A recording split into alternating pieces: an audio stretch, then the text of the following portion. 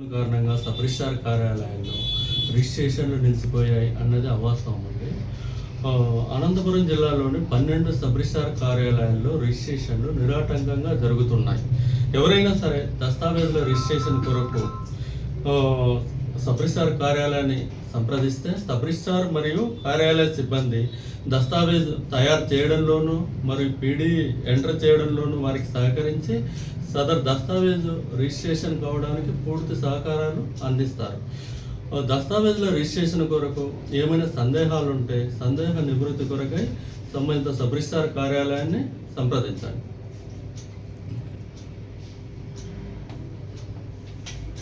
Slots ఉండేవి.